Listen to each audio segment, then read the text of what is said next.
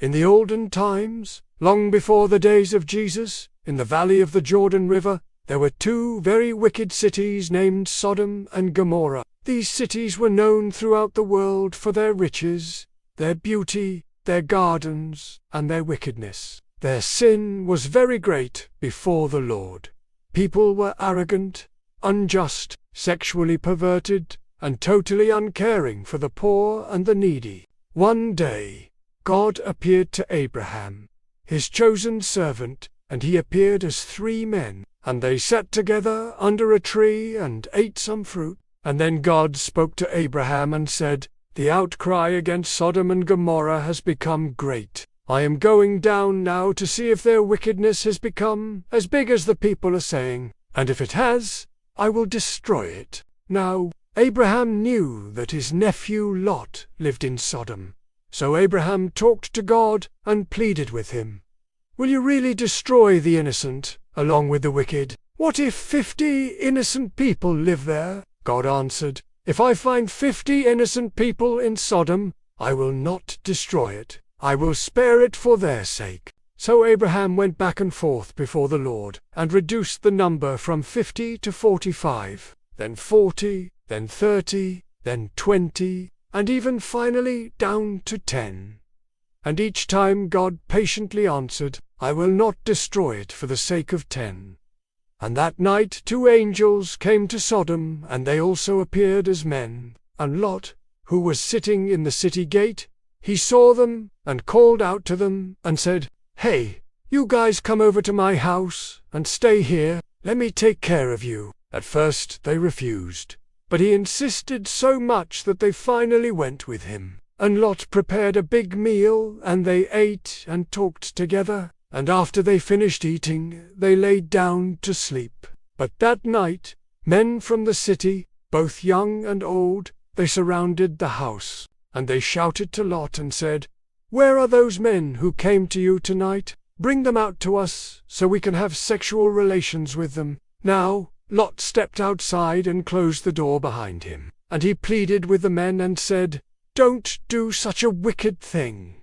My brothers, do not act so wickedly. I have 2 daughters who have never slept with a man. Let me get them for you, and you can do with them whatever you please." But the men shouted back, "This fellow came here as a foreigner, and now he wants to judge us. Very well, let's go inside with you and sleep with your daughters and your wife, too." And they kept on shouting, and they rushed forward to break the door down. At that moment, the angels pulled Lot back inside, and they struck the men at the door with blindness, and the men could not find the entrance any more. Then the angels told Lot, "Do you have anyone else here? Sons-in-law, sons, daughters, or anyone else you are related to? Get them out of here, because we are going to destroy this place. The Lord has heard how great its sin is, and he has sent us to destroy it." Lot ran to his sons-in-law and warned them,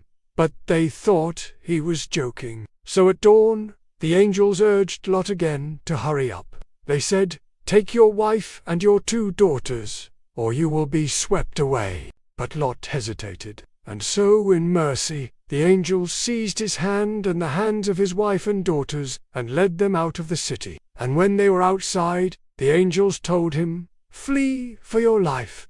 Don't look back or stop anywhere in the plain. Flee to the mountains, or you will be swept away." Then Lot pleaded with the angels to let him go to a small town nearby, called Zoar, and the angels agreed. So when Lot arrived in Zoar, the angels quickly left him, and the Lord rained down burning sulfur from the sky onto Sodom and Gomorrah. Both cities were destroyed, as were their inhabitants and everything else that grew on the land.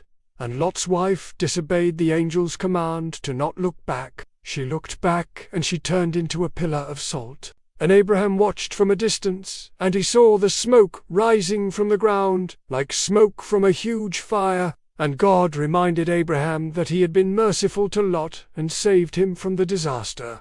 Sodom and Gomorrah were no more. They were completely destroyed. And the story of these 2 cities has been a warning to people throughout the ages. It shows what happens when people do you and care about God and His laws, and they live wicked lives. Well, this is our story for today, and we hope you enjoyed this retelling of the destruction of Sodom and Gomorrah. If you did, make sure to like the video and subscribe to our channel, so you won't miss any of our future videos.